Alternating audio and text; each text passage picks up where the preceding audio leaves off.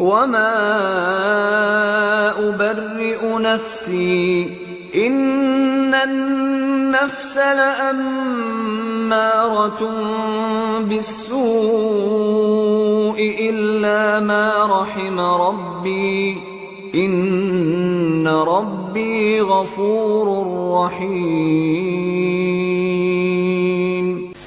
அஸ்ஸலாமு அலைக்கும் வரஹ்மத்துல்லாஹி வபரகாத்துஹு. எல்லாம் வல்ல அல்லாஹுவின் நல்லடியார்களே, எல்லாம் வல்ல அல்லாஹுவின் பேரருளால் நமது மனதை எவ்வாறு தூய்மைப்படுத்திக் கொள்ள வேண்டும் என்று திருக்குர்ஆனும் நபி ஸல்லல்லாஹு அலைஹி வஸல்லம் அவர்களும் நமக்கு வழிகாட்டி இருக்கிறார்கள் என்பதை நாம் தொடர்ந்து பார்த்து வருகிறோம். அதன் தொடரிலே நபி ஸல்லல்லாஹு அலைஹி வஸல்லம் அவர்கள் குறிப்பிட்டார்கள், எவருடைய உள்ளம் பொறாமையில் இருந்து நீங்கியிருக்கிறதோ அவர் மனம் தூய்மை அடைந்தவர், உள்ளம் தூய்மை அடைந்தவர் என்று நபி ஸல்லல்லாஹு அலைஹி வஸல்லம் அவர்கள் நமக்கு குறிப்பிட்டார்கள். அதனுடைய தொடர்ச்சியில் மனிதர்களிடத்தில் என்னென்ன விஷயங்களில் எல்லாம் பொறாமை ஏற்படுகிறது, அந்த பொறாமை ஏற்படுவதற்குரிய, அதை தடுப்பதற்குரிய வழிமுறைகள் என்ன என்பதை நாம் பார்த்து வருகிறோம். அதில் நபிகள் பெருமானார் ஸல்லல்லாஹு அலைஹி வஸல்லம் அவர்களுடைய துணைவியார் மனைவிமார்களிடத்தில் பல இது போன்ற காரியங்கள், பொறாமையினால் ஏற்பட்ட பல காரியங்கள் நடந்திருக்கிறது என்பதை நாம் பார்த்திருக்கிறோம். அதன் தொடர்ச்சியாக நபி ஸல்லல்லாஹு அலைஹி வஸல்லம் அவர்களுடைய காலத்தில் நடந்த இன்னொரு ஒரு சம்பவம் சஹீஹுல் புகாரியில் 5225வது செய்தியாக பதிவு செய்யப்பட்டிருக்கிறது. நபியினுடைய ஒரு மனைவி ரசூலுல்லாஹி ஸல்லல்லாஹு அலைஹி வஸல்லம் அவர்கள் இன்னொரு மனைவியுடைய வீட்டிலே இருக்கின்ற போது ஒரு உணவை ஒரு தட்டிலே வைத்து அனுப்பி விடுகிறார்கள். அப்போ இதை பார்த்த அந்த மனைவி, யாருடைய வீட்டில் ரசூல் ஸல்லல்லாஹு அலைஹி வஸல்லம் இருந்தார்களோ அவர்கள், வலரபத்தில்லத்தின் நபி ஸல்லல்லாஹு அலைஹி வஸல்லம் ஃபி பைத்திஹா யதல் ஹாதிம்,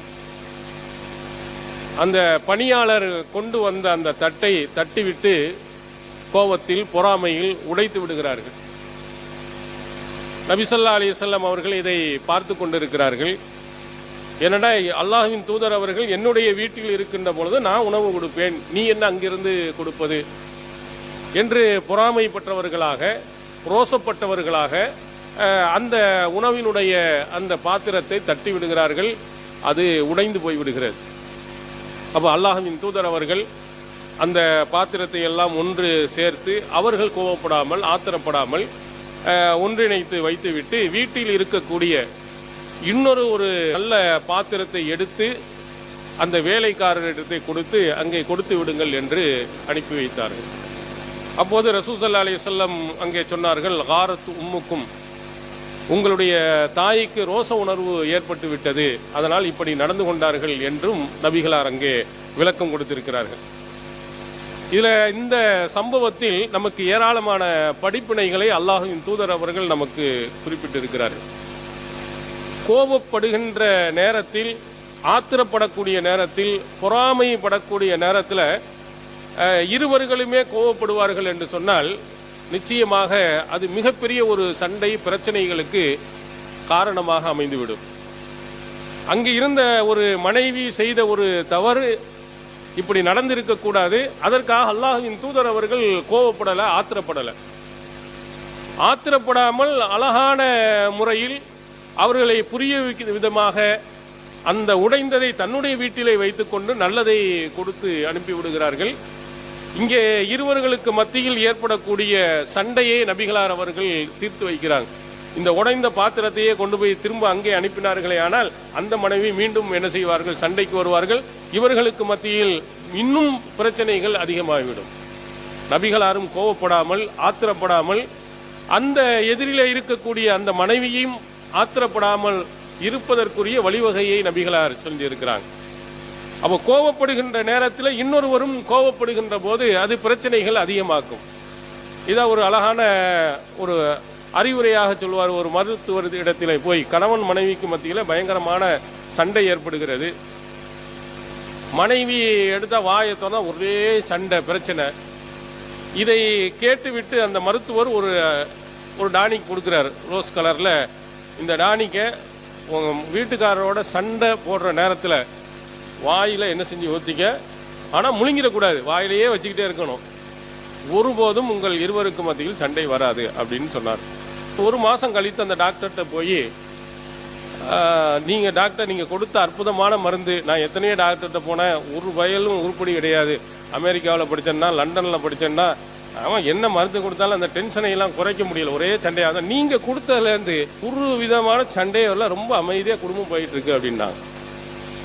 அவர் கொடுத்த மருந்து என்ன அப்படின்னா வெறும் சாதாரண ரோஸ் மில்க் தான், வெறும் சாதாரண தண்ணி மாதிரி தான். அது முழுங்கிடக்கூடாது. அவர் கோபமாக பேசிக்கிட்ட நேரத்தில் இவங்க வாயை அமைதியான முழுங்கிட்டா, வாயை திறந்துட்டா உள்ளே போயிடும், சண்டை திரும்ப பேச்சு வந்துடும். அந்த பேச்சு வரக்கூடாதுங்கிறதுக்கு மருந்து சும்மா ஒரு பேருக்கு ஒரு ரோஸ் மில்க் மாதிரி உள்ள ஒரு மருந்தை கொடுத்தார். அப்போ எதிர்த்து பேசாமல் இருந்தாலே பாதிக்கு மேல் உள்ள சண்டைகள் பிரச்சனைகள் ஓய்ந்து விடும். ரெண்டு பேருக்கு மத்தியில் சண்டை வந்துருச்சுன்னு சொன்னால் யாராவது ஒருவர் அமைதியாயிரும்.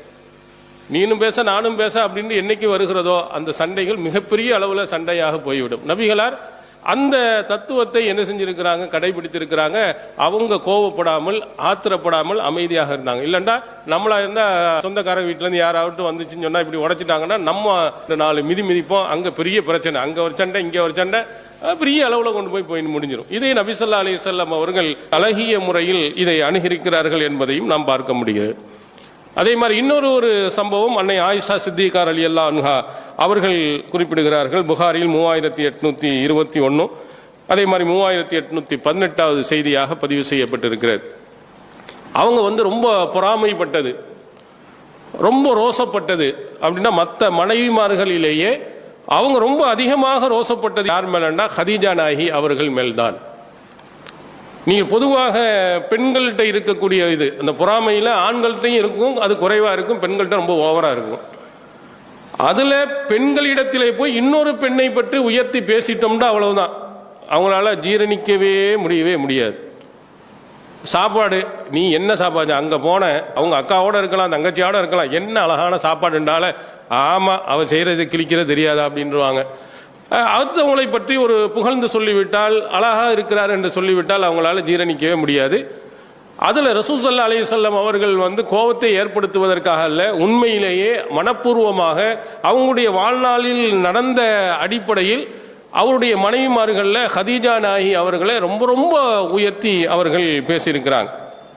அப்போ கேட்பாங்களா ஆயிஷா நாயகி அவர்கள், மா ததுக்குரு மின் அஜூசி மின் அஜாயிஷ் குரைஷ் ஹம்ரா ஷிதுகைனி ஹலகத் ஃபித்தஹர், காலத்தால் அழிந்து விட்ட வாய்களில் எல்லாம் சிவந்த பல்லுகள் எல்லாம் முளந்து விட்ட குறைசு குலைத்து கிளவியை ஏன் நீங்கள் நினைத்து கொண்டே இருக்கிறீர்கள்?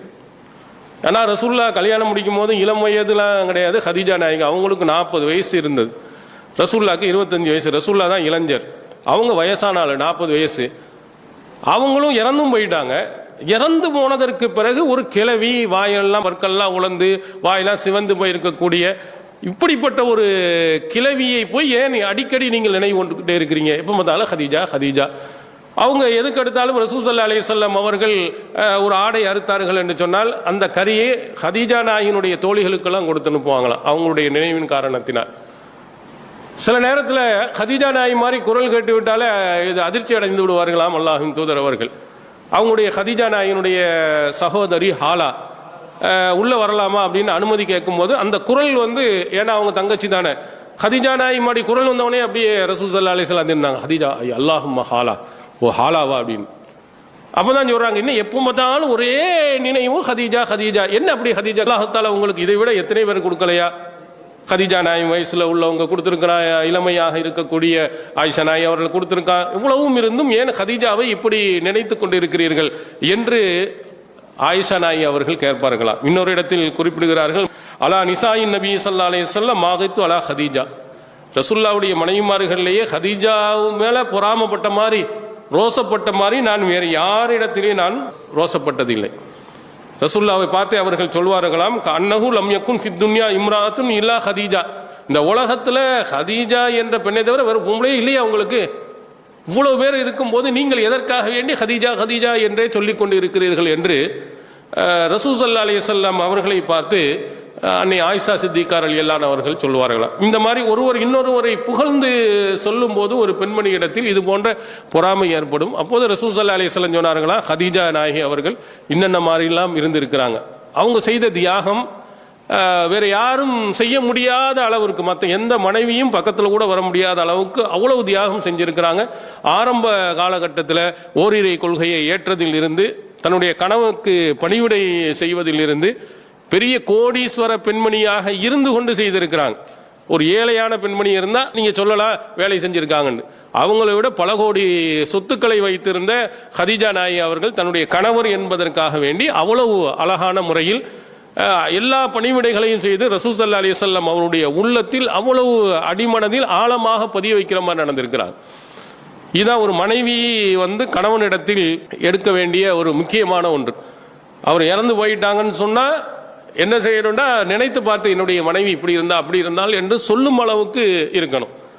எப்படி இருந்திடக்கூடாது, எப்பண்டா இவ சாவா, இன்னொரு நம்ம முடிக்கலாமா அப்படின்னு என்ன செய்யக்கூடாது, நாம் நினைக்கக்கூடாது.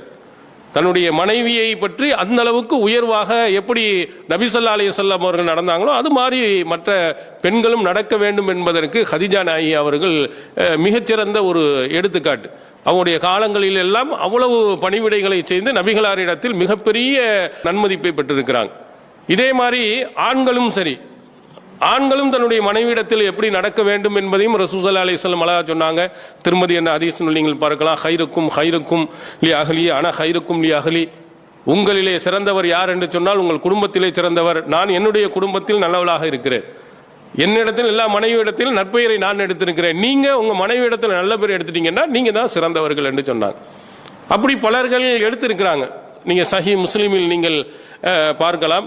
ரசூல் ஸல்லல்லாஹு அலைஹி வஸல்லம் அவர்கள் ஒரு துவாவை ஒரு நமக்கு ஏதாவது கஷ்டங்கள் சிரமங்கள் வரும்போது சொல்லி கொடுத்திருக்கிறாங்க. நமக்கு தெரிஞ்சது இன்னா லில்லாஹி வ இன்னா இலைஹி ராஜிஊன். இப்போ இன்னா லில்லாஹி வ இன்னா இலைஹி ராஜிஊன் என்பது எல்லாருக்கும் தெரியும். அதற்கு அடுத்த ஒரு வாசகத்தை சொல்லியிருக்கிறாங்க. அல்லாஹும்ம அஜுர்னி ஃபி முசீபத்தி வ அஹ்லிஃப் லி ஹைரம் மின்ஹா. அடுத்ததாக கேட்க சொல்லுகிறார், அல்லாஹும் எனக்கு அஜுர்னி ஃபி முசீபத்தி, எனக்கு ஏற்பட்ட அந்த முசீபத்துக்கு கூலியை நீ கொடு. வ அஹ்லிஃப் லி ஹைரம் மின்ஹா, இதை விட சிறந்ததை எனக்கு தந்துரு. எனக்கு ஏற்பட்ட முசீபத்துக்கு நன்மையும் தரணும், இந்த இழப்புக்கு பதிலாக இதை விட சிறந்ததையும் தர வேண்டும் என்று அல்லாஹ்விடத்தில் கேளுங்க. இன்னா லில்லாஹி வ இன்னா இலைஹி ராஜிஊன் என்று சேர்த்து சொல்லி அல்லாஹும்ம அஜுர்னி ஃபி முசீபத்தி வ அஹ்லிஃப் லி ஹைரம் மின்ஹா என்று கேட்க சொன்னாங்க. இதை அறிவிக்கக்கூடியது யாருன்னா உம்மு ஸலமா ரலியல்லாஹு அன்ஹா அவர்கள். இதை அறிவித்துவிட்டு அவர்கள் மனதிலே நினைத்துக் கொள்கிறார்களாம், ஐயுல் முஸ்லிமீன மின் ஹைர் அபி சலமா. அவருடைய கணவர் அபு சலமா. முஸ்லிம்களிலேயே அபு சலமாவை விட சிறந்தவர் யார் இருக்கிறார்? அவங்களும் இறந்துட்டாரு. அவங்களுடைய கணவர் அபு சலமா இறந்துட்டாங்க. இறந்தவுடன் இதை சொல்றாங்க, ரசூலுல்லாஹ் ஸல்லல்லாஹு சொல்றாங்க. அப்போ நம்ம என்ன கேட்கிறோம், என்ன முசீபத்துக்கு கூலியையும் கொடுக்கணும், இதை விட சிறந்த ஒரு கணவரையும் எனக்கு தரணும். அப்போ அவர்கள் பதில் சொல்லுகிறார்கள், முஸ்லிம்களிலேயே அபு சலமாவை விட சிறந்தவர் யார் இருக்க முடியும்? என்ன பேர் எடுத்திருக்கான்னு பாருங்க. உம்மு ஸலமா ரலியல்லாஹு அன்ஹா அவர்கள் தன்னுடைய கணவரை பற்றி சொல்வது, முஸ்லீம்கள ஒட்டு மொத்தத்திலே என் கணவரை போன்று யாருமே கிடையாது. அப்படி அவங்க சொல்லும் அளவுக்கு அவர்கள் நடந்திருக்கிறாங்க. அவரோட சிறந்தவர் ரசூலுல்லாஹ்வுக்கு நிகராக யாருமே இருக்க முடியாது. ஆனால் அவன் அல்லாஹு தஆலா என்ன செய்தான், கொடுத்தான். அவங்களுக்கு சிறந்த கணவராக அமைந்தார்கள் நபி ஸல்லல்லாஹு அலைஹி வஸல்லம் அவர்கள். அப்போ இதில் இருந்து என்ன விளங்குகிறது என்றால், ஒரு கணவன் தன்னுடைய மனைவியிடத்தில் அந்த உயர்ந்த இடத்தில் இருக்கும், மனைவியும் கணவரிடத்தில் சிறந்தவராக என்ன செய்ய வேண்டும், இருக்க வேண்டும் என்பதை இந்த ஹதீஜா நாயகி அவர்களுடைய வரலாறு தெரிய முடிகிறது. இதுவும் அவர்களிடத்தில் ஒரு பொறாமை குணத்தின் காரணத்தினால் என்ன செய்கிறது, ஏற்பட்டு இருக்கிறது. அதே மாதிரி ஆயிஷா நாயகி அவர்கள் தலைமையில் ஒரு குழு இருந்திருக்கிறாங்க. உம்மு ஸலமா ரலியல்லாஹு அன்ஹா அவர்களுடைய தலைமையில் ஒரு குழு, 2 பேர். பல மனைவிமார்கள் ரசூல் ஸல்லல்லாஹு அலைஹி வஸல்லம் அவர்களுக்கு இருந்தாங்க. அவங்களிலேயே 2 பிரிவா இருந்தாங்க. இது ஒரு குரூப், அது ஒரு குரூப். சஹீல் புகாரியில் 2581 செய்தியாக பதிவு செய்யப்பட்டிருக்கிறது. அன்ன நிசா ரசூலுல்லாஹி ஸல்லல்லாஹு அலைஹி வஸல்லம் குன்ன ஹிஸ்பைனி. நபி ஸல்லல்லாஹு அலைஹி வஸல்லம் உடைய மனைவிமார்கள் 2 பிரிவுகளாக 2 குரூப்பாக என்ன செய்தாங்க, இருந்தாங்க. ஃபஹிஸ்புன் ஃபீஹி ஆயிஷா ஹஃப்ஸா சஃபியா சௌதா. ஒரு குரூப்ல யார் யார் இருக்கிறாங்கன்னு சொன்னா, ஆயிஷா நாய் இருக்கிறாங்க, ஹஃப்ஸா இருக்கிறாங்க, சௌதா இருக்கிறாங்க, சஃபியா. இவங்க 4 பேரும் ஒரு குரூப். இவங்க அல்லாத மற்ற மனைவிமார்கள் உம்மு ஸலமா ரலியல்லாஹு அன்ஹா அவர்களுடைய தலைமையில் அவங்க ஒரு குரூப். இப்படி 2 குரூப்பாக என்ன செஞ்சாங்க, சண்டை பிரச்சனைகள்லாம் அவங்க 2 பேருக்குள்ள வந்தது. கடைசியில் என்ன ஆனது என்பதை நம்ம பின்னால் சொல்லலாம். இந்த 2 பேர்களுக்கு மத்தியில் 2 குரூப்பாக பிரிந்து அங்கே இருந்திருக்கிறாங்க. அதில் பல பிரச்சனைகள் அவர்களுக்கு மத்தியில் ஏற்படுகிறது. என்ன முதலாவது முக்கியமான பிரச்சனை என்னவென்று சொன்னால், நபி தோழர்கள் ஏதாவது அன்பளிப்பை நபி ஸல்லல்லாஹு அலைஹி வஸல்லம் அவர்களுக்கு கொடுக்க வேண்டும்னு நினைத்தா ரசூலுல்லாஹ் முறைப்படி ஒவ்வொரு மனைவியும் இருப்பாங்க. எப்போ ஆயிஷா நாயி அவர்களுடைய வீட்டுக்கு வர்றாங்களோ அன்னைக்கு என்ன செய்வாங்க, கொடுத்து அனுப்புவாங்க. இது நபி தோழர்களுடைய செயல்பாடாக இருந்துச்சு, அவங்க நடைமுறையாக இருந்தது.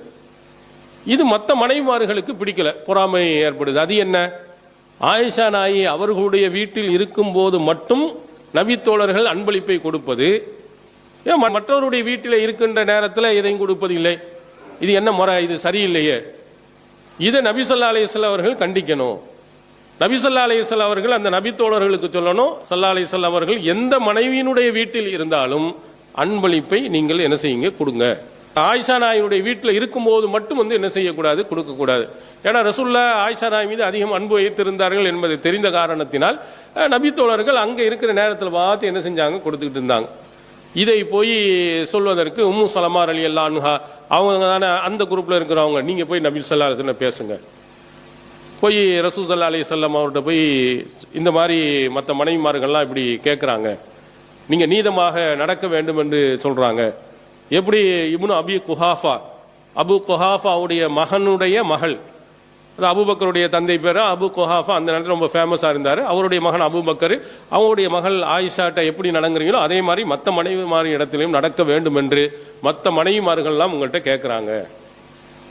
இந்த அன்பளிப்புகள் எல்லா வீடுகளில் இருக்கும் போதும் கொடுக்கணும்னு நீங்கள் சொல்ல வேண்டும் என்று விரும்புகிறார்கள்னா ரசூலுல்லாஹ் எந்த பதிலையும் சொல்லலை. 2வது தடவையும் போய் 2வதுலேயும் பதில் இல்லை. அப்புறம் உடனே அடுத்து என்ன செய்கிறார்கள், ஃபாத்திமா ரலியல்லாஹு அன்ஹா அவர்களை தூண்டி விடுறாங்க, நீங்கள் போய் அங்கே போய் கேளுங்க. அதுவும் வேலைக்கு நடக்கலை. அப்புறம் கடைசியில் யாரை கொண்டு போனால் ஜைனப் பின்த் ஜஹஷ் ரலியல்லாஹு அன்ஹா அவங்க கொஞ்சம் முரட்டுத்தனமாக பேசக்கூடியவர்கள், தைரியமாக பேசக்கூடிய, மற்றவர்கள்லாம் கொஞ்சம் பயந்து பேசுவாங்க. ஜைனப் பின் ஜஹஷ் ரலியல்லாஹு அன்ஹா மட்டும் ரொம்ப கொஞ்சம் தைரியமாக பேசக்கூடியவர்கள். அவங்க போய் ரசூல் ஸல்லல்லாஹு அலைஹி வஸல்லம் அவர்களிடத்தில் பேசுகிறார். ஃபஅத்தத்துஹு ஃபஅக்லலத், ரொம்ப கடுமையான முறையில் நபி ஸல்லல்லாஹு அலைஹி வஸல்லம் அவங்க பேசுகிறாங்க. பக்கத்தில் ஆயிஷா நாயி அவர்கள் இருக்கிறாங்க, அவங்களையும் சேர்த்து திட்டுகிறார்கள். என்ன அது ஆயிஷாவுடைய வீட்டில் இருந்தால் மட்டும் அன்பளிப்பு போவதுன்னு சொல்லிட்டு பேசுகிறார்கள். அப்போ உடனே ரசூல் ஸல்லல்லாஹு அலைஹி வஸல்லம் அவர்கள் ஆயிஷா நாயி அவர்களை திரும்பி பார்க்குறாங்க. ஆமாம், திரும்பி பார்த்தவன் தர்து அலா ஜைனபுக்கு நீ பதில் சொல்கிறாயா அப்படிங்கிற மாதிரி அவங்க கேட்குறாங்க. இவங்க பதில் சொல்கிறார்கள், ஹத்தாஸ்கத்தா, அவங்களை வாயடைக்க செய்து விடுகிறார்கள். என்ன இவங்க கேள்வி கேட்டாங்க, என்ன பதில் சொன்னாங்க நபிமொழிகளில் இல்லை. ஆனால் ஜைனப் பின் ஜஹஷ் ரலியல்லாஹு அன்ஹா அவங்களுடைய கேட்ட கேள்விகள் அனைத்துக்கும் பதில் சொல்லி பேச முடியாமல், எதிர்த்தரப்பில் சொல்ல முடியாமல் அழகான வாதங்களை ஆயிஷா நாயி அவர்கள் எடுத்து வைக்கிறார்கள். ஜைனப் பின் ஜஹஷ் ரலியல்லாஹு அன்ஹா ஒன்றுமே சொல்ல முடியல, வாயடைத்து போய்விடுகிறார்கள். அப்போ அல்லாஹ்வின் தூதர் அவர்கள் ஆயிஷா நாயி அவர்களை பார்த்து, இன்னஹா பின்த் அபூபக்கர், ஆயிஷாங்கிறது அபூபக்கருடைய மகள் தான், அவர் பெரிய அறிவாளி, புத்திசாலி, விவரம் மிக்கவானாக அபூபக்கர் இருந்தார், அந்த அறிவு ஆயிஷாவிடத்திலும் இருக்கிறது.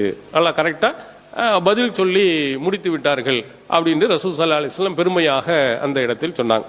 இங்கே நமக்கு சில கேள்விகள் வரலாமே, எல்லாரும் மனைவிமார்கள் இடத்திலையும் இருக்கும்போது மனைவிமார்கள் எல்லார்ட்டையும் கொடுக்கலாமே, அது என்ன ஆயிஷா நாயி மட்டும் இருக்கும்போது கொடுப்பது அப்படின்னு ஒரு கேள்வி கேட்கலாம். நாம் அறிவுபூர்வமாக சிந்தித்து பார்த்தோமானால், அன்பளிப்பு என்பவர்கள் இடத்துல போய் இதை தாங்கள், இந்த நேரத்தில் தாங்கள் என்று நம்ம கேட்க முடியாது.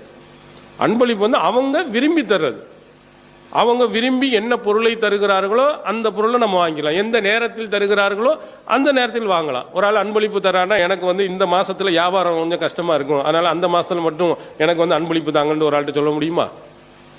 கல்யாணம் நடக்குது, திருமணத்துக்கு நிறைய அன்பளிப்பு தராங்க, எங்க வீட்டில் ஃப்ரிட்ஜ் தான் இல்லை, நீங்க ஃப்ரிட்ஜ் வாங்கி கொடுங்க, வாஷிங் மிஷின் இல்லை, அதே வாஷிங் மிஷின் வாங்கித்தாங்கன்ட்டு அன்பளிப்பு கொடுக்குறவங்கள்ட்ட போய் நம்ம சொல்ல முடியுமா? பத்திரிகையில் அடிக்க வேண்டியமா, என் மகளுக்கு இன்னென்ன பொருட்கள்லாம் வாங்கி கொடுத்தேன், இன்னென்ன இதையெல்லாம் வாங்கி கொடுக்க வேண்டியிருக்கு, இதை பூரா அன்பளிப்பு தருபவர்கள்லாம் இதையெல்லாம் நீங்கள் கொண்டு தாங்க அப்படின்னு நம்ம போய் சொல்ல முடியுமான்னா? அன்பளிப்பு என்பது அவர் மனமு அவர் கொடுப்பது. அது எப்போ வேணாலும் எவ்வளோ வேணாலும் எந்த நேரத்திலையும் அவர் கொடுப்பார். அவர்கிட்ட போய் நம்ம என்ன செய்ய முடியாது, கட்டாயப்படுத்த முடியாது.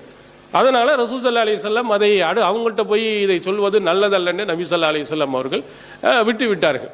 இதுல ரெண்டு பேர்களுக்கு மத்தியிலேயும் இது போன்ற சின்ன சின்ன பொறாமை காரணமாக நடந்த பல சம்பவங்கள் நபி ஸல்லல்லாஹு அலைஹி வஸல்லம் வாழ்க்கையில் நடந்திருக்கு. இந்த பொறாமைகள் சில இடங்கள்ல அது மிகப்பெரிய ஒரு பிரச்சனையை உருவாக்கும். ஆனா நபி தோழியர்கள்ட்ட அப்படி உருவாக்கல. நீங்க பாருங்க, மருமகள் மாமியார் இவங்க ரெண்டு பேருக்கு மத்தியில் அடிக்கடி பெரிய பிரச்சனைகள் வந்து கொண்டே இருக்கும், சண்டைகள் வந்து கொண்டே இருக்கும். இப்போ வெளிநாட்டிலேருந்து ஒரு கணவர் வர்றாரு, பொருள்கள்லாம் வாங்கிட்டு வர்றாரு, அம்மாவுக்கும் வாங்கிட்டு வர்றாரு, மனைவிக்கும் வாங்கிட்டு வர்றாங்க, தன்னுடைய சகோதரிக்கும் பொருளை வாங்கிட்டு வர்றாங்க. நீங்கள் வந்து என்ன பயங்கர சண்டை வரும். ஒரு பொருளை வாங்கிட்டு வந்தோம்னா இவருக்கு மட்டும் நல்லா பெருசா, அவள் நேற்று வந்தவ அவளுக்கு மட்டும் அவ்வளோ பெரிய பொருளை வாங்கிட்டு வந்திருக்கிறான், பெத்த தாய் 10 மாதம் வாங்கினதுக்கு ஏதோ ஒரு சின்ன ஒரு இதை கொண்டு வந்து கொடுக்குறான், இப்படி வந்து தாய் சொல்லுவா. அங்கிட்டு அந்த பக்கம் மனைவி என்ன சொல்வா, என்னத்தை இருந்தாலும் நான் வெளியிலேருந்து வந்தவ தானே, உங்கள் அம்மாவுக்கு வாங்கி கொடுக்குற மாதிரி எனக்கு வாங்கி கொடுத்துருக்கீங்களா, உங்கள் தங்கச்சிக்கு வாங்கி கொடுத்த மாதிரி வாங்கியிருக்கிறீங்களா, இப்படி மனைவி அங்கிட்டு பேசுவா. அப்புறம் அக்கா தங்கச்சி இருந்து கொண்டு அவ என்ன சொல்லுவாங்க, நேற்று வந்தவளுக்கு அவ்வளோ வாங்கி கொடுக்குறான், உன்னுடைய கூட பிறந்தவனுக்கு இதுதானா, இப்படி பொறாமையில பெரிய சண்டை, அதுலேயே மண்டை குடைச்சல் வாங்கி போயிடும். என்ன ஏன்டா வாங்கிட்டு வந்தோமோ நினைக்கிற அளவுக்கு பிரச்சனைகள் பல இடங்கள்ல வரும். இப்போ குறைஞ்சிருச்சு. ஆரம்ப காலத்துலலாம் வெளிநாட்டிலேருந்து வந்து அந்த பெட்டியை என்ன செய்யக்கூடாது, உடைக்கவே கூடாது. யார் அம்மா வரணும், மனைவி வரணும், அக்கா வரணும், தங்கச்சி வரணும், அண்ணன் தம்பி எல்லாரும் முன்னிலையே தான் உடைக்கணும். இல்லைன்னா என்ன ஆகும், அவளுக்கு கொடுத்துட்டா இவருக்கு கொடுத்தா ஏமாத்திட்டா அப்படின்னு அதுக்காக வேண்டிய என்ன செய்வாங்க கணவர்கள். இப்பவும் கூட என்ன செய்யறாங்க, மாமியார் வீட்டுக்கு தனியாக வாங்கி அனுப்பி விட்டுருவாங்க. வேற யாராவது வந்தா கொடுத்து, உனக்கு இங்கே ஒன்றும் கொண்டு வர மாட்டேன், அங்க வாங்கிட்டு மாமியார் வீட்டுக்கு தனியா ஒரு பெட்டி அங்க போயிடும். ஏன்னா அம்மா முன்னிலையில வாங்கினோம்னா பிரச்சனைகளை உருவாக்கும் என்பதற்காக வேண்டி இப்படியெல்லாம் பொறாமைப்படக்கூடியவர்கள் இன்று நிறைய பேர்கள் இப்போதும் இருக்கிறாங்க. தமிழ்ல ஒரு பழமொழி கூட சொல்லுவாங்க, மாமியாருக்கும் மருமகளுக்கும் உள்ள சண்டை ரொம்ப, மருமகள் சந்தோஷமா இருந்து விட்டாள் என்று சொன்னால் மாமியாருக்கு பொறுக்கவே பொறுக்காது. யாரும் நம்ம மகன் தானே மனைவியோட சந்தோஷமா இருக்கானே அப்படின்னு என்ன செய்ய மாட்டார்கள், நினைக்க மாட்டார்கள். அதுலயும் பிரச்சனைகள் உருவாக்குவதற்குரிய வேலைகளை செய்வார்கள். அதுல உச்சகட்டத்தில் சொல்வார்கள், தாம் மகன் இறந்து போனாலும் பரவாயில்லை, மருமகளுடைய தாலி இறங்க வேண்டும் அப்படின்னு நினைக்கிற மாமியார் இருக்கிறான். தாலி இறங்கன்னா விதவையா போவா, விதவையா போய் அவ கஷ்டப்படணும்.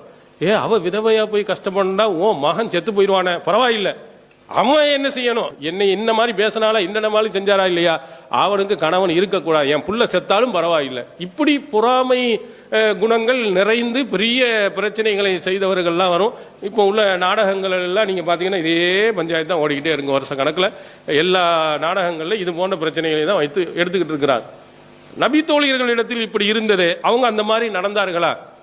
இந்த மாதிரி சில விஷயங்கள் பொறாமை காரணத்தினால் நடந்த அவர்கள் தன்னுடைய வாழ்க்கையில் எப்படி நடந்தார்கள் என்ற ஒரு செய்தி புகாரியில் 2660வது செய்தியாக பதிவுபடுகிறது. இப்போ ஆயிஷா நாயி ஒரு குரூப்பா இருந்தாங்க, இந்த பக்கம் உம்மு சலமாவோட ஒரு குரூப்.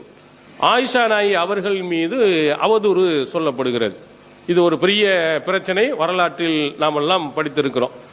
ஆயிஷா நாயி மீது அவதூறு சொல்லப்பட்டு பெரும் பிரச்சனைகள் நபி ஸல்லல்லாஹு அலைஹி வஸல்லமுடைய குடும்பத்தில் ஏற்படுகிறது. நபிகளார் அவர்களால் மன நிம்மதியாக இருக்க முடியல.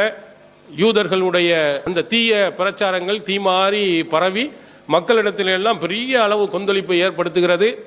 அப்ப இந்த மாதிரி கட்டத்தில் ரசூல் ஸல்லல்லாஹு அலைஹி வஸல்லம் என்ன செய்கிறது, ஏறத்தாழ 1 மாத காலங்கள் இது மாதிரி ஓடுது. அப்போ ரசூல்லா ஒவ்வொரு ஆள்கிட்டையும் கேட்கறாங்க, ஆயிஷா நாயினுடைய நடத்தை எப்படி அப்படின்னு எல்லாரிடத்திலையும் கேட்கும்போது, ஆயிஷா நாயை எதிர்த்து திட்டிய, ஆயிஷா நாயி அவர்களுக்கு போட்டியாக இருந்த ஜைனப் பின் ஜஹஷ் ரலியல்லாஹு அன்ஹா அவர்கள்ட்டையும் போய் என்ன செய்யப்படுகிறது, கேட்கப்படுகிறது. ரசூல் ஸல்லல்லாஹு அலைஹி வஸல்லம் கேட்கிறாங்க, யா ஜைனம் மா அலிம்தி மா ரஐதி, இவ இந்த ஆயிஷா நாயி விஷயமாக நீ என்ன அறிந்திருக்கிறாய், என்ன பார்த்திருக்கிறாய்?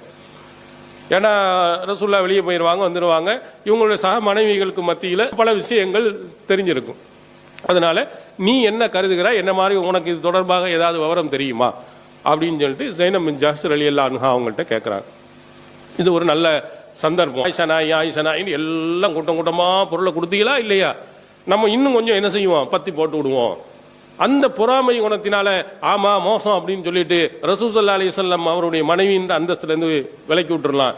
ஆமா மோசமானா அப்படின்னு சொன்னா ரசூல் ஸல்லல்லாஹு அலைஹி வஸல்லம் அவர்கள் விவாதத்தை செஞ்சிருவாங்க, அப்போ நம்ம நல்லபடியில் நம்ம இருந்துக்கிறலாம் அப்படின்னு அவர்கள் நினைக்க வாய்ப்பு இருக்குது, நல்ல சந்தர்ப்பம் கிடைக்கிறது. அப்போ அவர்கள் அந்த பொறாமை இவைகளெல்லாம் என்ன செய்யலை, அவருக்கு ஒன்றுமே செய்யலை. ஒரு சில விஷயத்தில் கோவப்பட்டாங்க, ஆத்திரப்பட்டாங்க, கேட்டாங்க. அப்போ அல்லாஹ்வின் தூதர் இடத்தில் சொல்ல, யா ரசூலுல்லாஹ் அஹ்மி சம்இ வ பஸரி, என்னுடைய பார்வையும் காதுகளையும் நான் பாதுகாத்துக் கொள்கிறேன். நான் இது மாதிரி பொய்யும் புரட்டும் விஷயத்தை சொல்ல நான் விரும்பவில்லாஹி வல்லாஹி மா அலிம்து அலைஹா இல்லா ஹைரா. அந்த பெண்ணிடத்தில், ஆயிஷாவிடத்தில் நல்லதை தவிர வேறு எதையும் நான் பார்த்ததில்லை. எவ்வளோ அழகான வாசகம்னு பாருங்க. பெண்கள் தான் அவதூறு சொல்றதுல, பரப்புவதில், எல்லாத்துலேயும் ஃபர்ஸ்ட்ல நிற்பாங்க. இந்த பெண்மணியை ஸைனப் பின் ஜஹ்ஷ் ரலியல்லாஹு அன்ஹா அவர்கள் ரொம்ப தெளிவாக சொல்கிறார்கள், நல்லதை தவிர வேறு எதையுமே பார்த்தது எனக்கு ஒன்றும் தெரியாதுன்னு கூட சொல்லலை. அவங்கள்ட்ட இருந்ததெல்லாம் நல்ல பழக்க வழக்கங்கள் தான். இந்த மாதிரி கெட்ட பழக்க வழக்கங்கள், கெட்ட செயல்கள் ஒன்றையும் நான் பார்த்ததில்லை. நான் எதையும் நான் சொல்ல விரும்பவில்லை. அவங்கள்ட்ட இருந்தது முழுவதும் நல்லது விஷயங்கள் தான். இதுல கெட்ட விஷயங்களாக பரப்பப்படக்கூடிய எதையும் நான் சொல்ல விரும்பவில்லை. அவைகளெல்லாம் ஒன்றும் இல்லை என்பதை ரொம்ப தெளிவாக சொல்கிறார் அன்னை ஆயிஷா சித்திகா ரலியல்லாஹு அன்ஹா அவர்கள். அதுக்கு அடுத்ததாக அவர்களை பற்றி சொல்கிறார்கள், வஹியல்லதி கானத் துசாமீனி, எனக்கு போட்டியாக இருந்தவர் இவர்தான். அழகிலையும் அந்தஸ்திலையும் உயர்ந்தவராக ஸைனப் பின் ஜஹ்ஷ் ரலியல்லாஹு அன்ஹா தான் இருந்தாங்க. நிகராக ஒரு போட்டி உள்ளவராக இருந்தார் என்று சொன்னால் ஸைனப் பின் ஜஹ்ஷ் தான். பெரிய சண்டையெல்லாம் வந்திருக்கு. அப்ப அஸமஹுல்லாஹு பில் வராய், அவருடைய இறையச்சத்தின் காரணத்தினால் அல்லாஹ் அவரை காப்பாற்றி விட்டார். போட்டியோடு இருந்தவங்க தான். இந்த பொறாமை குணத்தை இந்த இடத்தில் அவர்கள் காட்டவே இல்லை. எது உண்மையோ அதை சொன்னார்கள், அல்லாஹ்வுக்கு பயந்து நடந்தார்கள் என்பதையும் அன்னை ஆயிஷா சித்திகா ரலியல்லாஹு அன்ஹா அவர்களே சொல்கிறார். அப்ப இந்த மாதிரி பொறாமை குணங்கள் சில ஆட்கள்கிட்ட வந்தாலும் கூட இது மாதிரி காலகட்டங்களில் அவர்கள் என்ன செய்திருக்கிறார்கள், தப்பித்திருக்கிறார்கள். அல்லாஹ்வுடைய இறையச்சத்தின் மூலமாக அந்த நபிகளாரினுடைய மனைவியாக இருக்கக்கூடியவர்கள்லாம் அதிலிருந்து தப்பித்து அல்லாஹ்விடத்திலிருந்து தௌபா செய்து அவர்கள் நல்லவர்களாக வாழ்ந்திருக்கிறார்கள் என்பதற்கும் இது ஒரு சான்றாக நாம் பார்க்க முடிகிறது. இது மாதிரி இன்னும் சில வசனங்கள் திருமறை குர்ஆனில் நமக்கு சொல்லப்படுகிறது. பொறாமையின் காரணத்தினால் எவ்வளவு பெரிய பெரும் பிரச்சனைகள் இங்கே அல்லாஹ்வை கண்டிக்கின்ற சில வசனங்கள் ஒரு சிலருடைய பொறாமையின் காரணத்தினால் ஏற்பட்டது. ஒரு சில சிரமங்கள் அவர்களுக்கு மத்தியில் நடந்தது. இன்னும் சொல்ல போனால் கொலை செய்யக்கூடிய அளவுக்கும் இந்த பொறாமை தூண்டி இருக்கிறது என்பதற்கு திருக்குர்ஆன் இன்னொரு இடத்தில் ஒரு அழகிய அஹ்சனுல் கஸஸ், அழகிய வரலாறு என்று சொல்லக்கூடிய யூசுப் நபியினுடைய வரலாறிலே அல்லாஹ் தஆலா நமக்கு சொல்கிறார். அதுல யூசுப் நபி அவர்கள் ஒரு கனவை காண்கிறார்கள். சூரியனும் சந்திரனும் மற்ற நட்சத்திரங்கள் எல்லாம் அவர்களுக்கு பணிவதை போன்று ஒரு கனவை கண்டு தன்னுடைய தந்தை இடத்தில் சொல்கிறார்கள். அப்போ அவங்க தந்தை சொல்கிறார்கள், என்னுடைய மகனே, அன்புக்குரிய மகனே, லா தக்சுஸ் ருயாக் அலா இஹ்வதிக், உன்னுடைய சகோதரர்கள் இடத்தில் உன்னுடைய கனவை பற்றி நீ எடுத்து சொல்லிராதே. ஃபயகீதுலக கைதா, அவர்கள் சூழ்ச்சி செய்து விடுவார்கள், உனக்கு எதிராக எதையாவது செய்து விடுவார்கள். இந்த கனவை பற்றி உன்னுடைய சகோதரர்கள் இடத்தில் எதையும் நீ பேசுறாத. சூரத்துல் யூசுஃபினுடைய 5வது வசனத்தில் அல்லாஹ் தஆலா சொல்கிறார். ஏன் இப்படி சொல்லக்கூடாது என்று யூசுப் அலைஹிஸ்ஸலாமுடைய தந்தை யூசுப் அலைஹிஸ்ஸலாம் அவர்கள்ட்ட சொன்னார்கள் என்றால், அவங்களுடைய தந்தையினுடைய மற்ற பிள்ளைகள் எல்லாம் யூசுப் நபியின் மீது பொறாமை கொண்டவர்களாக இருந்திருக்கிறாங்க. என்ன காரணம் என்று சொன்னால், யூசுப் நபியினுடைய தந்தை யூசுப் இடத்திலையும் யூசுஃபுடைய சகோதரர் இன்னொரு சகோதரர் மேல ரொம்ப அன்பும் பாசமும் வைத்திருந்திருக்கிறாங்க. இது மற்றவர்களுக்கு பிடிக்கவில்லை. நீங்க எல்லாரும் பார்க்கலாம், ஒரே குடும்பத்தில் இருக்கக்கூடியவர்களோட பிள்ளைகள்ல முதல் பிள்ளை இருந்தால் அந்த பிள்ளை மேல ரொம்ப பாசமா இருப்பாங்க. அதில் நிறைய பொம்பளை பிள்ளைங்க இருந்து ஒரு பையன் இருந்தான்னா அந்த பையன் மேல ரொம்ப பாசமா இருப்பாங்க. நிறைய பையன் இருந்து ஒரே ஒரு பொம்பளை பிள்ளை இருந்துச்சுன்னா அந்த பொம்பளை பிள்ளை மேல பாசமா இருப்பாங்க. ஒரு சில கட்டத்தில் கடைசி புள்ள, ரொம்ப கடைசியில் கடைக்குட்டின்னு சொல்லுவாங்க, அந்த புள்ள மேல ரொம்ப ஓவரான பாசம். இது இயற்கையாக எல்லாரிடத்திலையும் இருக்கக்கூடிய ஒன்று. அது மாதிரி யூசுப் நபியின் மேல கடைசியாக இருந்த அந்த பிள்ளைகள் மேல யாக்கூப் அலைஹிஸ்ஸலாம் அவர்கள் கொஞ்சம் பாசம் அதிகமாக இருந்தது. மற்ற சகோதரர்களுக்கு பிடிக்கல. அதை அவர்கள் சொல்கிறார்கள், காலு ல யூசுஃபு அஹூஹு அஹப்பு இலா அபீனா மின்னா, யூசுஃபும் அவருடைய சகோதரரும் நம்முடைய தந்தைக்கு ரொம்ப விருப்பத்திற்குரியவராக இருக்கிறாங்க, நம்மளை விட அவங்களுக்கு விருப்பத்திற்குரியவராக இருக்கிறாங்க. நஹ்னு உஸ்பத்துன், நாம ஒரு பெருங்கூட்டமா இருக்கோம், நம்ம எவ்வளவு பிள்ளைங்க இருக்கிறோம், ஆனா அவங்க 2 பேருக்கு மேல மட்டும் பெரிய பாசத்தை அவர்கள் காட்டுக்கொண்டு இருக்கிறார்கள். இன்ன அபானா லஃபீ லதாலி முபீன், நம்முடைய தந்தை தெளிவான வழிகேட்டில் இருக்கிறார். ஏன்னா அவங்க 2 பிள்ளைங்க மேலே பாசத்தை காட்டுறது இது சரி கிடையாது. நம்ம இவ்வளவு பேர் இருக்கிறோம், நம்ம மேலையில பாசத்தை முதல்ல காட்டணும் அப்படின்னு சொல்லி பொறாமைப்படுகிறார்கள். தந்தை தன்னுடைய சகோதரர்கள் மீது அன்பு காட்டியது அது வெளியிலேருந்து யாருடைய பிள்ளையும் கிடையாது, அப்பாவுடைய பிள்ளை தான். இந்த பொறாமை அவர்களை எங்கே கொண்டு போய் விடுகிறது? என்னன்னு சொல்லணும், நாங்களும் நல்லது செய்யறோம், எங்க மேலையும் பாசம் காட்டுங்க, போங்க, ஏன் அவர் முன்னே கேட்டுங்கன்னு தன்னுடைய தந்தையிட்ட பேசியிருக்கலாம், கேட்டிருக்கலாம். ஆனா அதெல்லாம் செய்யாமல் அவர்கள் என்ன செய்கிறார்கள்? இதுக்கு சரியான வழி என்ன? உக்துலு யூசுஃபை கொலை செய்யுங்கள், இத்ருஹு அர்லன், அல்லது ஏதாவது ஒரு பூமியில கொண்டு போய் தூக்கி எரிஞ்சிருங்க. இப்படி எரிஞ்சிங்கன்னு சொன்னா நம்முடைய தந்தையினுடைய கவனம் நம்ம பக்கம் இருக்கும், நம்ம பின்னால நல்லவர்களா மாறி இந்த மாதிரி தப்பு செஞ்சோன்னா அல்லாட்ட தௌபா செஞ்சு நம்ம பண்ணிக்கிறலாம். அதனால நம்முடைய தந்தை நம்ம மேல அன்பையும் பாசத்தையும் காட்டணும்டா. அதுக்கு மேலே என்னன்னா முதல்ல யூசுஃபை காலி பண்ணிட்டோம்னா, யூசுஃப் இல்லைன்றவனா நம்ம மேல அன்பு வந்துடும். அல்லது யூசுஃபை எங்கேயாவது தெருவில் கொண்டு போய் விட்டு ஆளு போயிட்டாரு அப்படின்னு சொன்னா நம்ம மேல என்ன செஞ்சிருக்கும்? பாசம் வந்து விடும் என்று இவர்கள் நினைத்தார்கள். ஆனால் அதுக்கு நேர் மாற்றம் தான். அவங்களை கொண்டு போய் போட்டதுக்கு பிறகும் கூட எதுக்கு எடுத்தாலும் யூசுஃபு என்று தான் யாக்கூப் நபி அலைஹிஸ்ஸலாம் அவர்கள் இருந்திருக்கிறார்கள் என்று திருக்குரான் நமக்கு சொல்லுகிறது. இந்த பொறாமை எங்கே கொண்டு போய் விட்டு இருக்கிறன்னு பாருங்க. ஒருவர் மேல ஒருவர் அன்பு செலுத்துகிறார் என்பதற்காக வேண்டி தன்னுடைய சகோதரரையே கொல்லக்கூடிய அளவிற்கு என்ன செய்தாருங்க? போனாங்க. அதில் ஒருவர் இறக்கப்பட்டு வேணாம் கொல்ற வேணாம் கணத்தில் ஒதுக்கி போட்டுருவோன்னு சொன்ன காரணத்தினால் அவருடைய உயிர் பிழைத்தது. இல்லைன்னா கொலையே அவர்கள் என்ன செய்வார்கள்? செய்திருப்பார்கள். அந்த அளவுக்கு அல்லாஹு தாலா இவர்களுடைய அந்த பொறாமையினுடைய கொடுமையை பற்றி நமக்கு எடுத்து சொல்லுகிறார். அப்ப நம்ம பொறாமை எண்ணம் நம்முடைய உள்ளத்துல வந்துச்சுன்னு சொன்னா நம்முடைய உள்ளம் கெட்டு போய் அண்ணன் தம்பிங்கிறது எல்லாத்துக்கும் மேலாக அந்த பொறாமை குணம் மேலோங்கி கொலை செய்வதற்கு கூட போய்விடும் என்பதை அல்லாஹு தாலா இந்த வசனத்தின் மூலம் நமக்கு சொல்லுகிறார். அதே மாதிரி ஆதம் அலைஹிஸ்ஸலாமுடைய 2 பிள்ளைகளை பற்றி சொல்கிறான். அங்க அந்த கொலையினுடைய துவக்கம் கூட அந்த பொறாமையினுடைய காரணம் என்று திருக்குரான் நமக்கு தெளிவுபடுத்துகிறது. சூரத்துல் மாயிதாவினுடைய 27வது வசனத்தில் இருந்து நீங்கள் பாருங்க. அல்லாஹ் சொல்கிறான், வத்லு அலைஹிம் நபா இப்னை ஆதம் பில் ஹக். ஆதமுடைய 2 பிள்ளைகளுடைய உண்மையான வரலாறை அவர்களுக்கு எடுத்து சொல்லுங்கள். இது கர்ரபா குர்பானன். அவங்க 2 பேர்கள் நல்ல அல்லாஹ்வுக்கு வேண்டி 2 அமல்களை செய்திருக்காங்க. ஆளுக்காரு ஒரு அமல்களை செய்தார்கள். ஃபத்து குப்பில மின் அஹதிஹிமா வலம் துகப்பல் மினல் ஆஹர்.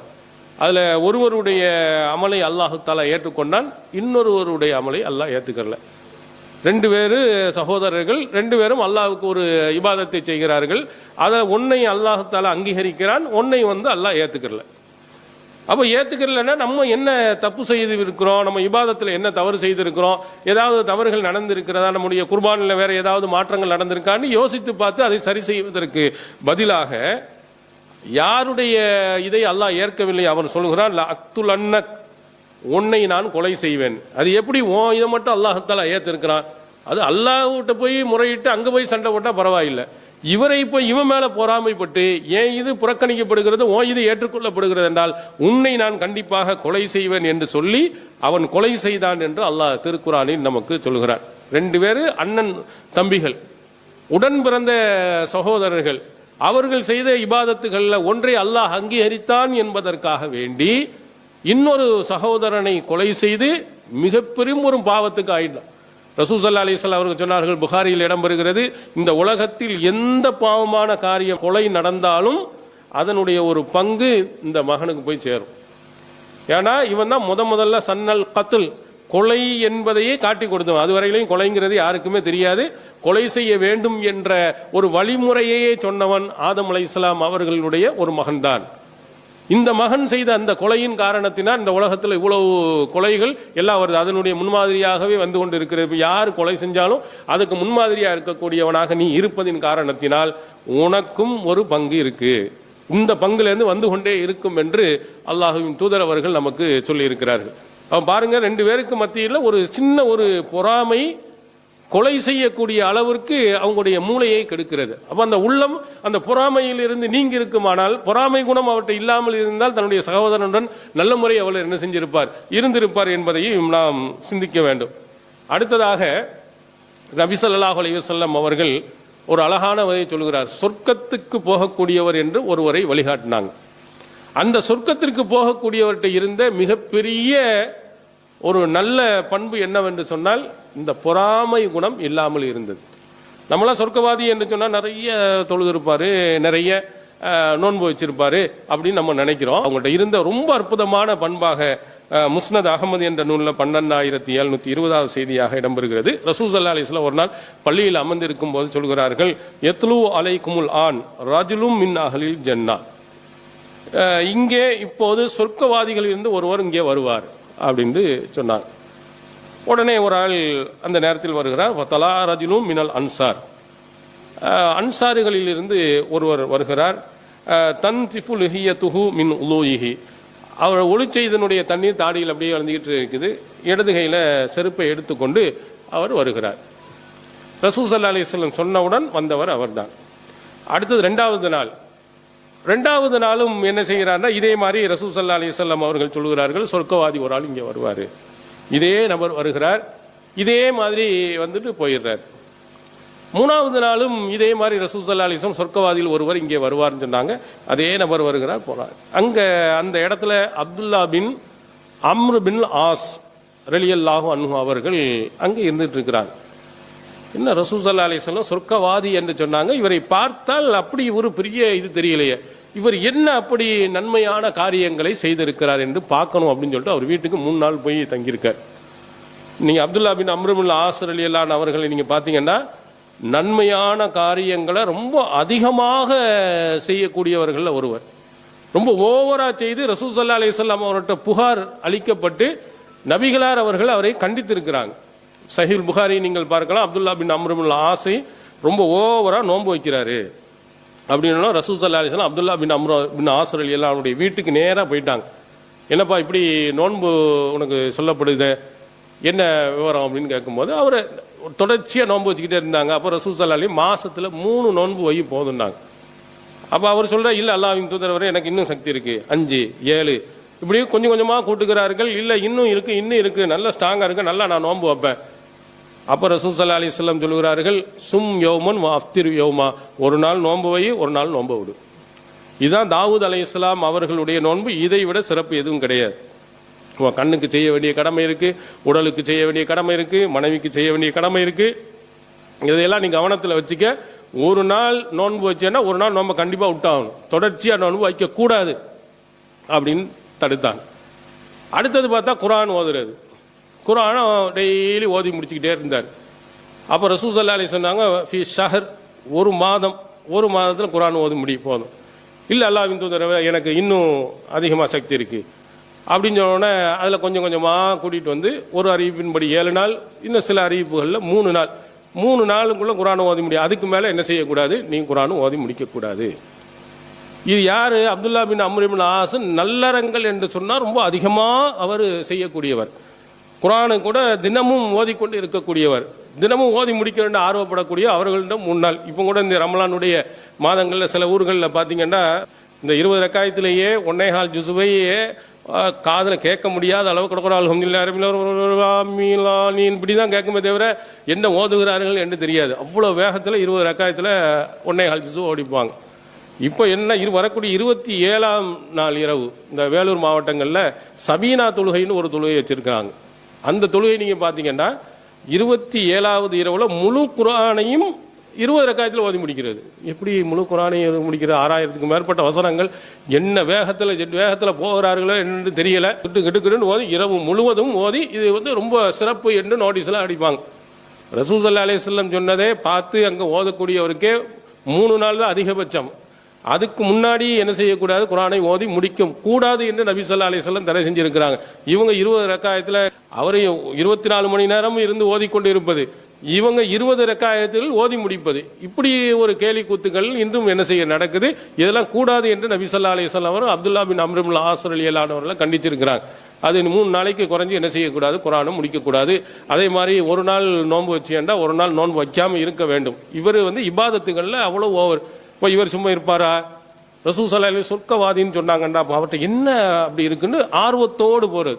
நன்மையான விஷயங்களை அல்லாஹ் ஃபஸ்தபிகுல் ஹைராத் சாரிவு இலா மக்ஃபிரத்தின் மின் ரப்பிக்கும் ஜன்னத்தின் அர்னுஹ சமாவாத்தின்னு சொல்றானே, நன்மையான விஷயங்களை முந்தி செல்லுங்கள், அந்த சொர்க்கத்தின் பக்கம் விரைந்து செல்லுங்கள் என்றெல்லாம் திருக்குறான் நமக்கு சொல்கிறதே. அப்போ சொர்க்கவாதி ஆகணும்னா அவர்கிட்ட எவ்வளவு அந்த நல்ல பண்பாடுகள் இருக்குன்னு சொல்லிட்டு பின்னாடியே போய் 3 நாள் பார்க்கிறாரு. பெருசா ஒன்றும் இல்லை, எவ்வளோ நார்மலாக எல்லாரும் செய்யக்கூடிய தஹஜ்ஜத் தொழுகை, இரவு தொழுகை கூட அவர்கள் கரெக்டாக ஐவலை தொழுகிறா போறாரு வர்றாரு. போயிட்டு திரும்பி போன உடனே என்ன அப்படி ஒன்றும் இல்லை, ரசூல் ஸல்லல்லாஹு அலைஹி வஸல்லம் அவர்கள் இவரை சொர்க்கவாதி என்று எப்படி சொன்னார்கள் என்று கேட்கும்போது அவர் பதில் சொல்கிறார், லா அஜிது ஃபீ நஃப்ஸி லி அஹதிம் மினல் முஸ்லிமீன கிஷன். அவர் சொல்றார், நான் பெருசா செய்யக்கூடியதுன்னு என்ன, எந்த ஒரு முஸ்லீம்களுக்கும் நான் மோசடி செய்ய நான் மனதால் கூட நினைப்பது கிடையாது. இப்போ முஸ்லீமான ஆள் இருக்கக்கூடாது, அவங்கள மோசடித்தனை ஏமாடி ஃப்ராடுத்தனம் பண்ண நான் மனதால் கூட நான் நினைக்க மாட்டேன். வலா அஹசுது அஹதன் அலா கைரின் ஆத்தாஹுல்லாஹு ஐயா. அல்லாஹ் யாருக்காவது நன்மையை கொடுத்திருப்பான் என்று சொன்னால் அதற்காக வேண்டி நான் பொறாமைப்படவும் நான் மாட்டேன். இதுதான் என்னட்ட இருக்கக்கூடிய, இது மற்றவர்களை விட கூடுதலாக என்னிடத்தில் இருப்பது இதுதான். ஓஹோ, இதுதான் உண்மை இந்த அளவுக்கு உயர்த்தியதோ என்று அப்துல்லா பின் அம்ருல் ஆஸ் ரலியல்லாஹு அவர்கள் அதனுடைய இறுதியில் சொல்கிறார். அவரை பாருங்க, அடுத்தவங்களை ஏமாற்ற மாட்டேன், அல்லாஹ் யாருக்காவது நிறைய அள்ளி வாரி கொடுத்தார்கள் என்றால் அதற்காக வேண்டி பொறாமைப்பட மாட்டேன், அல்லாஹ் அவனுடைய அருளை அவர்களுக்கு கொடுக்கிறார் அப்படின்னு போயிடுவேன். என்னிடத்தில் இந்த பொறாமை குணம் என்பது எனக்கு கிடையாது அப்படின்னு ரொம்ப தெளிவாக அந்த அன்சாரியை சொல்கிறார். அப்துல்லா பின் அம்ருல் ஆஸ் ரலியல்லாஹு அவர்கள் அதை கேட்டுக்கொண்டு போகிறார். இப்போ நம்ம சொர்க்கத்துக்கு கொண்டு போய் நம்மளை சேர்க்கக்கூடிய மிகப்பெரிய ஒன்று என்னன்னா அந்த பொறாமை குணம் இல்லாமல் இருப்பது. ஏன்னா இந்த பொறாமை குணம் வருகின்ற பொழுதே கெட்ட விஷயங்கள் எல்லாமே நம்முடைய உள்ளங்களில் வந்து பாருங்க, ஒரு சிலர்களுக்கு கோபத்தை ஏற்படுத்தி கன்னத்தில் அறையிற மாதிரி சண்டையை பிரச்சனை ஏற்படுத்தி விடுகிறது. சகோதரர்களாக வாழ வேண்டியவர்களை அங்க கோபக்காரர்களாக அங்க பகைவர்களாக மாற்றுகிறது. யூசுப் அலைஹிஸ்ஸலாம் அவர்களை எப்படி கொல்வதற்கு, அதே மாதிரி ஆதம் அலைஹிஸ்ஸலாமுடைய ஒரு பிள்ளை இன்னொரு பிள்ளையை வந்து கொல்வதற்கு, இது மாதிரியான ஒரு மோசமான விஷயத்தை அதை கொண்டு போயிடும். நமக்கு ஒரு சின்னது என்று நாம் நினைப்போம், அந்த பொறாமை உள்ளுக்குள்ள இருந்து இருந்து அப்படியே பரவிக்கொண்டே வறுமையானால் அது உங்களை வந்து ரொம்ப மோசமான நிலைக்கு கொண்டு போய் விடும் என்பதை நபிகளார் அவர்கள் சொன்னாங்க. அதிலிருந்து நாம் விலகிட்டோம்னா ரொம்ப இலகுவாக நாம் சொர்க்கத்துக்கு போய்விடலாம் என்று சொன்னாங்க. அடுத்ததாக இந்த மாதிரி நமக்கு வரும்போது பொறாமை குணம் நமக்கு வருது, அல்லாஹ் நிறைய அள்ளி கொடுக்குறான் போறான் அப்படின்னா நாம் என்ன செய்ய வேண்டும்? அதில் இந்த பொறாமை குணம் நம்முடைய உள்ளத்தில் வராமல் இருப்பதற்கு என்ன செய்யணும்? இதையும் நபி ஸல்லல்லாஹு அலைஹி வஸல்லம் அவர்கள் நமக்கு சொல்லியிருக்கிறாங்க. புகாரியில் 6490வது செய்தியாக பதிவு செய்யப்பட்டிருக்கிறது. இதா நலர அஹதுக்கும் இலாமன் ஃபுல்லில் அலைஹி ஃபில் மாலி வல் ஹல்கி. செல்வத்தில் உடல்ல உங்களை விட சிறப்பிக்கப்பட்ட ஒரு மனிதரை நீங்கள் பார்த்தீர்களேயானால் ஃபல் யன்னுர் இலா மன் ஹுவ அஸ்ஃபலமின், உங்களுக்கு கீழ்நிலையில் இருக்கக்கூடியவரை நீங்கள் பாருங்கள். நமக்கு மேலே உள்ள ஆளை போவதில் என்ன செய்யக்கூடாது, பார்க்கக்கூடாது. படிப்பதில் நல்ல ஆர்வம் கொள்வதில், அதில் நல்லறங்கள் செய்வதில் பார்க்கணும். இந்த மாதிரி பொருளாதாரத்தை நிறைய அள்ளி கொடுக்குறான், உடல் நல்ல அழகாக கொடுத்துருக்கிறான் அப்படின்னு நீங்கள் இப்போ யாரையாவது பார்த்தீர்களே ஆனால் உங்களுக்கு கீழே எவனோ இருக்கானோ அவனை பார்த்து மகிழ்ச்சி அடையுங்க. அப்போ அல்லாஹ்வுடைய அந்த நியமத்து உங்களுக்கு எவ்வளவு கொடுக்கப்பட்டிருக்கிறது என்பதையும் அல்லாஹ்வுடைய நியமத்துகளை அற்பமாக நினைக்காமல் இருப்பதற்கும் இது வழிவகை செய்யும் என்று ரசூல் ஸல்லல்லாஹு அலைஹி வஸல்லம் நமக்கு சொன்னார். அதான் தமிழில் ஒரு கவிஞன் சொல்லுவான், உனக்கும் கீழே உள்ளவர் கோடி நினைத்து பார்த்து நிம்மதி நாடு என்று சொல்லுவான். நமக்கு கீழே கோடிக்கணக்கான பேர் இருக்கிறான். நம்மை விட அழகு குறைந்தவர்கள் எவ்வளவு பேர் இருக்கலாம், நம்மை விட பொருளாதாரத்தில் குறைந்தவர்கள் எவ்வளவு பேர் இருக்கிறான், எவ்வளவு கஷ்டப்படக்கூடியவன் இருக்கிறான். நமக்கு வீடு இருக்குது, வாசல் இருக்குது, உணவுகள் இருக்குது, கஷ்டப்படாமல் நாம் செஞ்சுருக்கிறோம். நமக்கு இல்லை சாப்பாட்டுக்கே வழி இல்லாமல் சோமாலியா போன்ற இடங்கள் எல்லாம் பாருங்க எவ்வளவு கஷ்டப்படுறான், எவ்வளவு சிரமப்படுகிறான். இந்த பக்கத்தில் இருக்கக்கூடிய இலங்கை பாருங்க எவ்வளவு பெரிய பிரச்சனைகள் மாட்டிக்கொண்டு இருக்கிறாங்க. நம்மளை விட மேல்நிலை உள்ளவனை நீங்க பார்க்கும்போது கீழே இவ்வளவு கஷ்டப்படக்கூடியவனுக்கு அல்லாஹ் நமக்கு இவ்வளவு கொடுத்திருக்கிறானே அப்படின்னு நீங்கள் நினைத்தீர்களே ஆனால் உங்களுக்கு என்ன செய்யாது, கண்டிப்பாக பொறாமை குணம் வரவே வராது. நமக்கு மேலே உள்ளவன் அவனுக்கு அவ்வளோ கோடி கொடுத்துருக்கான், அவனுக்கு இவ்வளோ காரை கொடுத்துருக்கான் அப்படின்னு நீங்கள் நினைத்தீர்களே ஆனால் பொறாமை குணம் இன்னும் வளர்ந்து கொண்டே போகும். அல்லாஹ் தஆலா நமக்கு எவ்வளவோ கொடுத்திருக்கிறான் என்று நீங்கள் நினைத்து பார்த்தீர்களானால், நம்ம கீழே எவ்வளவு பேர்கள் இருப்பதை கவனித்தீர்களானால் அல்லாஹ் நிறைய கொடுத்திருக்கிறான். சஹாபாக்களுடைய வாழ்வை நீங்கள் எடுத்து பாருங்க. நம்மளுக்கெல்லாம் ஆடைகளை எல்லாம் நீங்கள் எடுத்து பார்த்தீங்கன்னா எவ்வளவு நம்ம நிறைச்சு வைத்திருக்கிறோம். நபி தோழர்களுக்கு தோழியர்களுக்கு ஆடையே ஒன்றுக்கு மாற்று ஆடைகளே கிடையாது. நீங்கள்லாம் பெருநாள் தொழுகையை பற்றி ரசூலுல்லாஹ்வுடைய நபிமொழியை நீங்கள் பார்த்திருப்பீங்க. பெருநாள் தொழுகைக்கு எல்லா பெண்களும் வந்துடணும். தொழுகை கடமை இல்லாத பெண்களும் கூட திடலுக்கு வந்துடணும். அப்போ கேட்குறாங்க, அல்லாஹ்வின் தூதர் அவர்களே, ஒரு பெண்ணுக்கு தலையில் போடக்கூடிய அந்த ஜில்பாப் இல்லாமல் இருந்தால் என்ன செய்வது, எப்படி வர்றது அப்படின்னு கேட்கும்போது ரசூல் ஸல்லல்லாஹு அலைஹி வஸல்லம் சொன்னார்கள், தன்னுடைய சகோதரி எக்ஸ்ட்ரா கூட இருந்தால் அவளுக்கு கொடுத்து உதவட்டும். தொழுகைக்கு பெருநாள் அன்னைக்கு கன்னி பெண்கள் உட்பட எல்லாருமே என்ன செய்யணும், பள்ளியில் வந்து கலந்து கொள்ளுங்கள் என்று ரசூல் ஸல்லல்லாஹு அலைஹி வஸல்லம் சொல்லுகிறார்கள். தலையில் போடுற ஒரு துண்டு இல்லைங்க, அதனால எங்களால் வெளியே வர முடியும், இருக்கும் ஒன்று தான், ஒரு துண்டு தான் வச்சிருக்கோம், தலையில் போடுறது கூட துண்டு இல்லாமல் இருக்கு, நாங்கள் எப்படி அல்லாஹ்வின் தூதர் அவர்களே வர்றதுன்னு கேட்குறாங்க. புகாரில் இந்த செய்தியை நீங்கள் அப்போ தான் ரசூலுல்லாஹ் எக்ஸ்ட்ரா யாராவது ஒன்று ரெண்டு வச்சிருந்தா கொடுத்து உதவுங்க. ஜாபிர் இப்னு அப்துல்லா ரலியல்லாஹு அவர்கள் இடுப்பில் மட்டும் ஒரு துண்டை கட்டிட்டு தொழுகிறாங்க. தொழுவும் போது என்ன, ஏன் இப்படி தொழுவுறீங்க அப்படின்னு கேட்கும்போது விவரம் தெரியாதவனுக்கு காட்டுறது தான், அல்லாஹ்வின் தூதர் அவருடைய காலத்தில் எங்களுக்கு யாருக்கு தாங்க 2 ஆடை இருந்தது, ஒரு ஆடை இடுப்பில் கட்டி தான் தொழுதுருக்கு, எங்களுக்கு துணியே கிடையாது, இருந்தால் மேலே தோளில் போட்டு மறைச்சிக்கிடலாம், இடுப்பில் கட்டக்கூடிய ஒரு ஆடைகள் தான் இருந்தது, இதை விட 2 ஆடைகள் எங்கள்கிட்ட எங்கே இருந்தது அப்படின்னு ரசூல் ஸல்லல்லாஹு அலைஹி வஸல்லம் தோழர்கள் எல்லாரையும் பார்த்து அவர் சொல்லுகிறார். அதே மாதிரி அப்துர் ரஹ்மான் இப்னு அவுஃப் அவர்கள் சொல்வார்கள், முஸாப் பின் உமைர் ரலியல்லாஹு அன்ஹு அவர்கள் எவ்வளவு சிறந்தவர் தெரியுமா, என்னை விட உயர்ந்தவர், ஆனால் அவர் ஜனாசாவில் அவர் அடக்கம் செய்கின்ற பொழுது அவர் பெரிய கோடீஸ்வராக தான் இருந்தார், இஸ்லாத்துக்கு வந்தனால சொத்து எல்லாம் விட்டுட்டு வந்துட்டார். உஹது போர்களில் கொல்லப்பட்ட போது கஃன் தலையை முன்னால் கால் தெரியுது, காலை முன்னால் தலை தெரிகிறது, அப்புறம் நாங்கள் எதுகிரி என்ற புல்லை வைத்து தான் மறைத்து அடக்கம் செய்தோம். ஒரு கஃனுக்கு கூட முழுமையாக மறைக்கிற அளவு கூட துணி இல்லை, அவ்வளவு கஷ்டங்கள் நபி தோழர்களுடைய காலத்தில் இருந்திருக்கு, அவ்வளவு சிரமப்பட்டு இருக்கிறாங்க. இதையெல்லாம் நாம் நினைத்து பார்த்தோம்னா அல்லாஹ் நமக்கு எவ்வளவோ தந்திருக்கிறார். அதனால் நம்ம அடுத்தவங்களுக்கு கொடுக்குறத வச்சு நம்ம பார்க்க வேண்டியதில்லை, இவ்வளவு அல்லாஹ் அல்ஹம்துலில்லாஹ் தந்திருக்கார், ரொம்ப நல்லதுன்னு அடுத்தவர் மேலே நம்ம என்ன செய்யலாம், பொறாமைப்படாமல் இருக்கலாம். அதனால் நமக்கு என்ன இருந்தாலும் நம்மளை விட உயர்ந்தவர்களை நீங்கள் பார்க்கும்போது கீழ்நிலையில் உள்ளவர்களை பார்த்து நீங்கள் சந்தோஷம் அடைந்து கொள்ளுங்கள் என்று நபி ஸல்லல்லாஹு அலைஹி வஸல்லம் அவர்கள் சொன்னாங்க. நம்ம நல்லா இருக்கலாம், பொறாமக்காரன் நிறைய பேர் இருக்கானே, அவன் நமக்கு எதையாவது செஞ்சு விடுவானே, ஆனால் அல்லாஹ்விடத்தில் துவா செய்ய சொல்லி குல்லாவுது ரபில் ஃபலக்கில் அல்லாஹ் அமீன் ஷர்ரி ஹாசிதின் இதா ஹசத், பொறாமைக்காரன் பொறாமைப்படக்கூடிய நேரத்தில் அந்த பொறாமைக்காரனுடைய தொல்லைகள் இருந்து, அவனுடைய சோதனைகள் இருந்து, வேதனைகளில் இருந்தும் எல்லாம் என்னை காப்பாற்றுன்னு கேட்க சொல்லியிருக்கிறார். அதனால் நாமும் அடுத்தவங்களோட பொறாமைப்படாமலும் அல்லாஹ்விடத்தில் யாரெல்லாம் பொறாமைப்படக்கூடியவன் எனக்கு எதிராக எந்த சதியும் செஞ்சிடக்கூடாது, எனக்கு எதிராக எந்த விதமான காரியத்தையும் செஞ்சிடக்கூடாது, அதிலிருந்து என்னை என்ன செய்யணும், இறைவா நீ காப்பாற்ற வேண்டும் என்றும் நாம் என்ன செய்யணும், பிரார்த்தனை நாம் செய்தோமே. ஆனால் இதிலிருந்து நாம் முழுமையாக என்ன செஞ்சிடலாம், விடுதலை பெற்றுடலாம். அடுத்தவர்களை நம்ம பொறாமைப்படாமல் இருப்போம். நம் மீது யாராவது பொறாமைப்படுவார்களே ஆனால் அல்லாஹ்விடத்திலே நாம் பிரார்த்தனை செய்வோம். இந்த மாதிரி பிரார்த்தனை செய்கின்ற பொழுது நம்முடைய உள்ளத்தில் இருந்து அந்த பொறாமை என்ற பெரிய அந்த தீய குணங்கள் விளங்கும். அல்லாஹு தஆலா நம்மையும் காப்பாற்றுவான், மற்றவர்களுக்கும் நல்ல உதவிகளை அல்லாஹு தஆலா செய்வான். எல்லாமல் அல்லாஹு தஆலா நாம் அனைவர்களையும் அந்த இது போன்ற மோசமான அந்த பொறாமை குணத்தில் இருந்து காப்பாற்றி நம்முடைய உள்ளத்தை தூய்மையாக வைத்திருக்க உதவானாக. வாஹிர் தாவானா அல்ஹம்துலில்லாஹி ரப்பில் ஆலமீன். அஸ்ஸலாமு அலைக்கும் வரஹ்மத்துல்லாஹி வபரகாத்துஹு.